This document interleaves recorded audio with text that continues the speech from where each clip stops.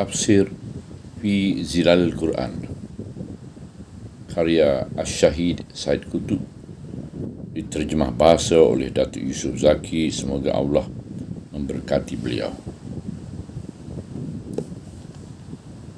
Pentafsiran ayat-ayat 104 kepada ayat 110. Wahai orang-orang yang beriman, janganlah kamu berkata ra'ina, dan katakanlah unzurna, dan patuhilah. Dan bagi orang-orang yang kafir disediakan azab yang amat pedih. Orang-orang kafir dari ahli kitab dan kaum musyrikin tidak suka diturunkan kepada kamu sebarang rahmat kebaikan dari Tuhan kamu, sedangkan Allah bebas menentukan pengurniaan rahmatnya kepada sesiapa sahaja yang disukainya, dan Allah memiliki limpah kurnia yang amat besar. Apa sahaja ayat yang kami mansuhkan atau kami tinggalkan, kami gantikan dengan ayat yang lebih baik darinya atau setanding dengannya. Tidaklah engkau mengetahui bahawa Allah itu berkuasa? Tidakkah engkau mengetahui bahawa Allah itu berkuasa di atas segala sesuatu? Tidakkah engkau mengetahui bahawa Allah memiliki langit dan bumi? Yang tiada siapa pun yang lain dari Allah yang dapat menjadi pelindung dan penolong kepada kamu. Adakah kamu mahu meminta dari Rasul kamu sebagaimana Musa diminta oleh kaumnya sebelum ini? Barang siapa yang menukarkan keimanan dengan kekufuran, maka sesungguhnya ia telah sesat dari jalan yang benar. Ramai ahli kitab yang mengingini agar mereka dapat mengembalikan kamu menjadi kafir sudah kamu beriman kerana hasad dengki dari diri mereka setelah kebenaran kelihatan jelas pada mereka. Oleh itu, maafkan mereka dan ampunlah mereka hingga Allah menurunkan perintah mengenainya. Sesungguhnya Allah Maha berkuasa di atas segala sesuatu. Dan dirikanlah solat dan keluarkanlah zakat, dan apa sahaja kebajikan yang kamu lakukan untuk diri kamu akan kamu dapati balasannya di sisi Allah. Sesungguhnya Allah sentiasa melihat segala apa yang dilakukan kamu. Ayat 104 kepada ayat 110. Pembicaraan di permulaan pelajaran ini dihadapkan kepada orang-orang yang beriman. Ia menyeru mereka dengan sifat istimewa mereka, iaitu sifat mukmin yang mengikat mereka dengan Allah dan Rasulnya, dan sifat mukmin yang merangsangkan hati mereka tampil menyebut seruan itu.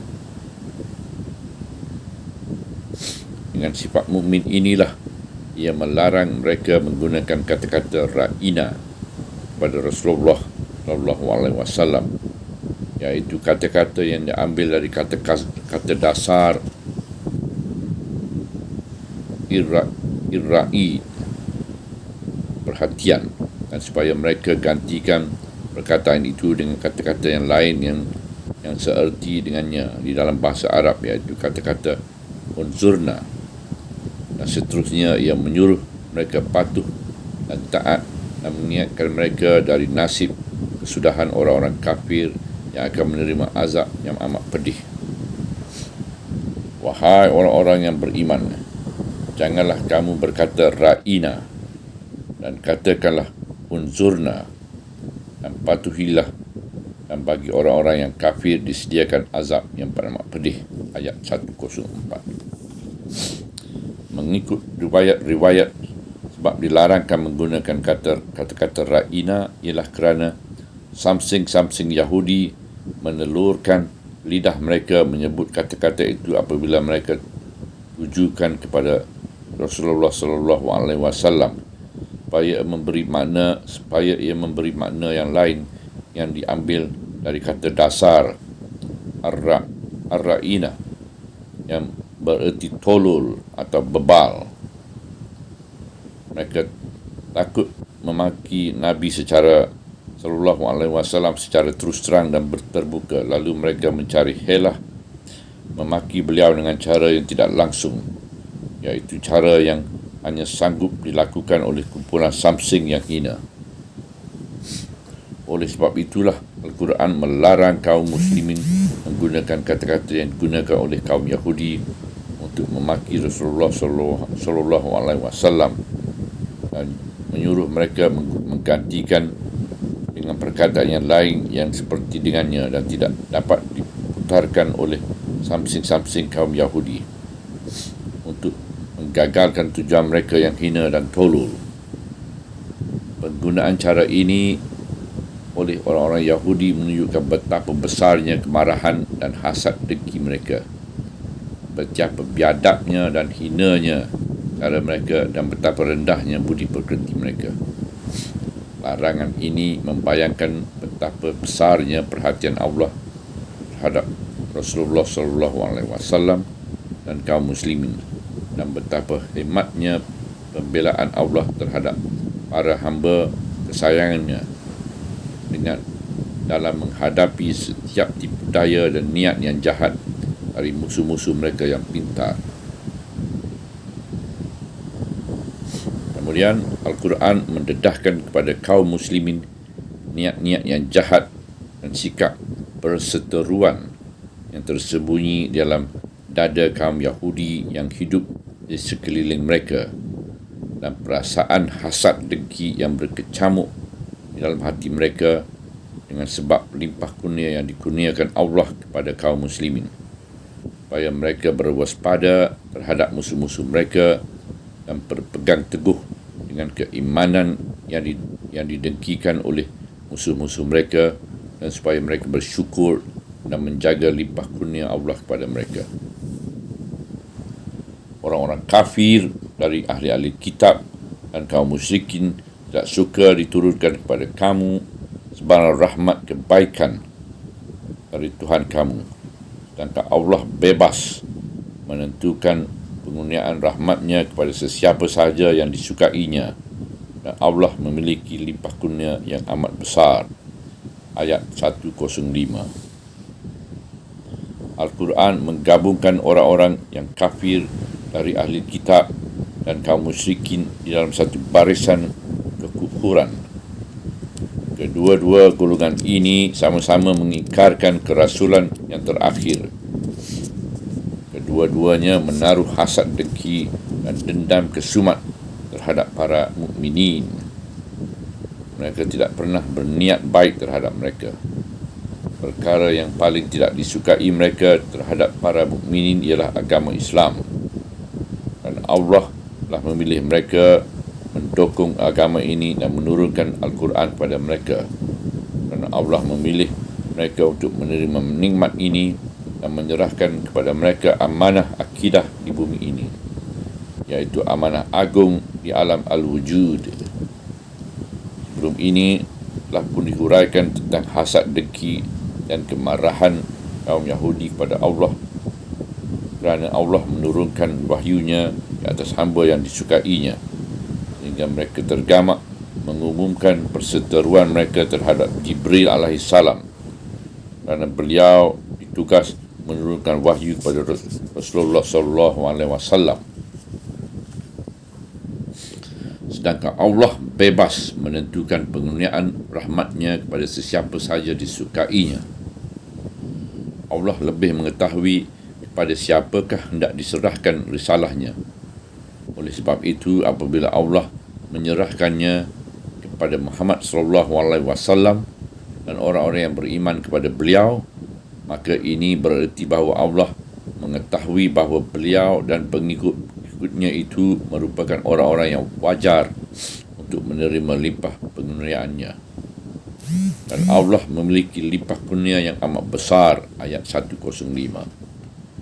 Tidak ada yang lebih besar dari nikmat kenabian dan kerasulan. Dan tidak ada yang lebih besar dari nikmat keimanan dan nikmat berdakwah pada keimanan. Saranan yang halus ini merangsangkan dalam hati orang-orang yang beriman kesedaran betapa besarnya pemberian Allah itu dan betapa limpahnya penggunaannya itu. Begitu juga kenyataan Al-Quran sebelum itu mengenai orang-orang kafir yang menaruh perasaan yang buruk terhadap kaum muslimin itu dapat merangsangkan kesedaran supaya mereka mengambil sikap yang sungguh-sungguh berwaspada dan berhati-hati. Kedua-dua kesedaran perlu diwujudkan untuk menghadapi kempen-kempen yang bertujuan menimbulkan kegelisahan dan keraguan yang diterajui oleh kaum Yahudi untuk melemahkan akidah dalam jiwa orang-orang yang beriman. Sedangkan akidah itu pemberian Allah yang maha besar kepada kaum muslimin. Kempen-kempen mereka sebagaimana telah diterangkan adalah berhubung dengan isu pemansuhan setengah-setengah perintah dan taklif, terutama ketika berlaku perubahan kiblat dari arah Baitul Maqdis pada Kaabah. Isu ini telah mematahkan hujah-hujah mereka terhadap kaum muslimin. Apa sahaja ayat yang kami mansuhkan atau kami tinggalkan, kami gantikan dengan ayat yang lebih baik darinya atau setanding dengannya. Sama ada isu itu isu perubahan kiblat bagaimana yang telah diperkatakan oleh ayat-ayat ini dan ayat-ayat kemudiannya, ataupun isu lain yang ada kaitan dengan perubahan setengah-setengah perintah, peraturan-peraturan dan taklif-taklif yang mengikut perkembangan masyarakat Islam dan suasana-suasana yang berubah-ubah, atau yang ada kaitan khusus dengan perubahan setengah hukum yang tercatat di dalam kitab Taurat walaupun secara umumnya Al-Quran membenarkan kitab itu. Sama ada isu ini atau isu itu atau gabungan dari semua isu itu yang telah digunakan oleh kaum Yahudi sebagai alat untuk menimbulkan keraguan terhadap akidah Islam.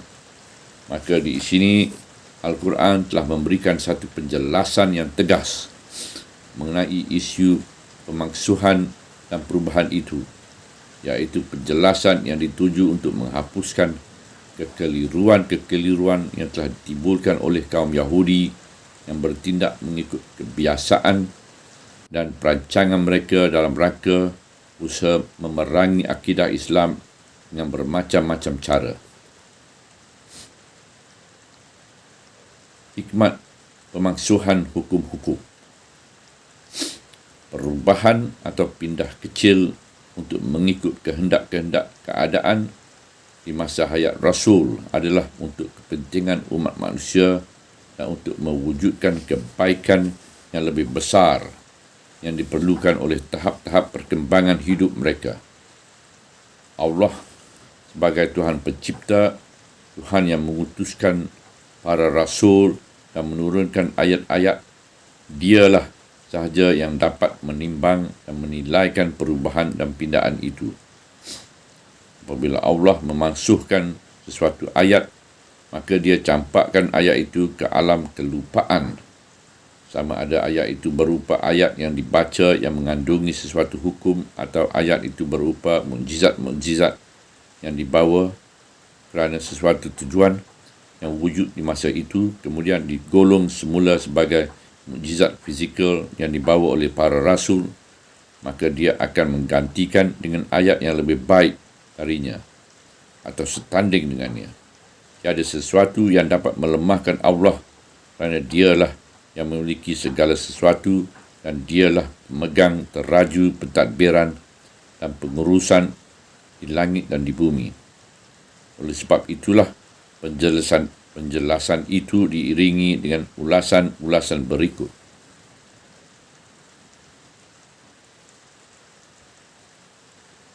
Tidakkah engkau mengetahui bahawa Allah itu berkuasa di atas segala sesuatu?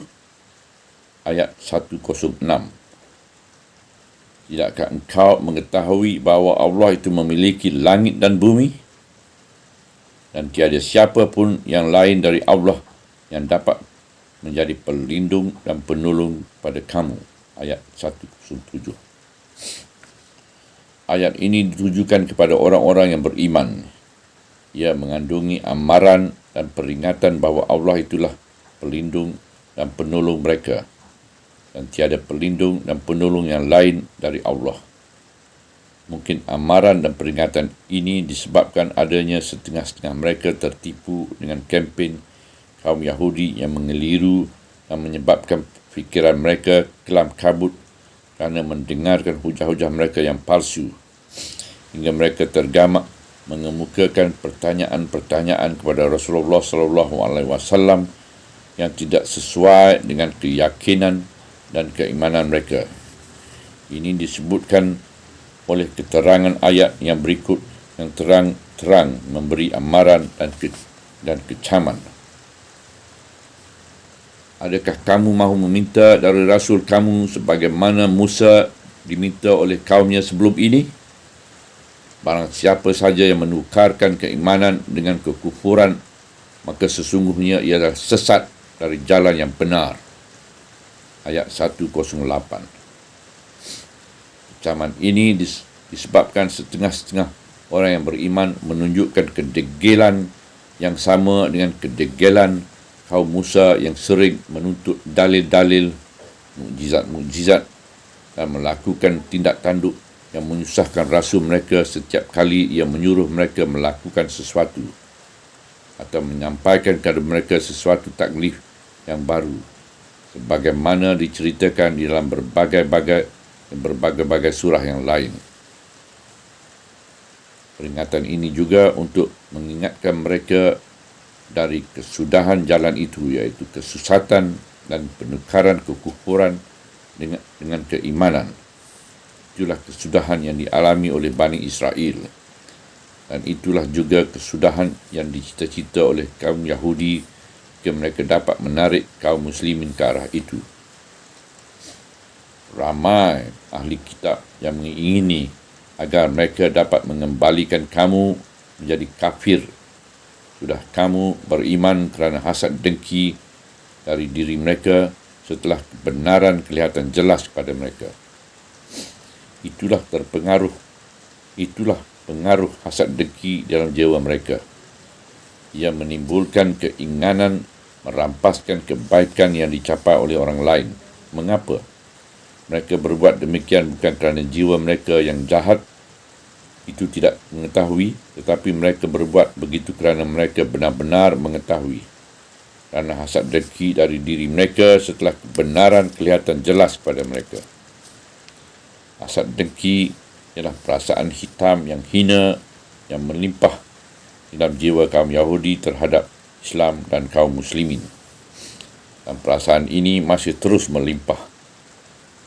Perasaan inilah yang melahirkan semua komplot dan perancangan jahat kaum Yahudi yang berterusan.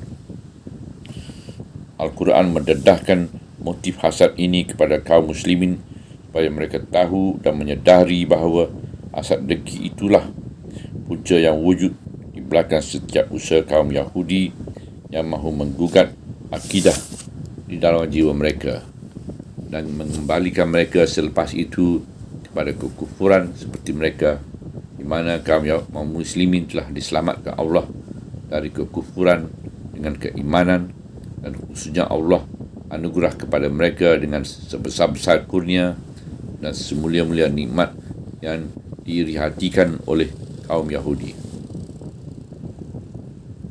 Di sini, di saat terdedahnya hakikat ini dan ketaranya niat jahat dan hasad dengki yang hina ini, Al-Quran menyeru orang yang beriman supaya jangan membalas hasad dengki mereka dengan hasad dengki juga.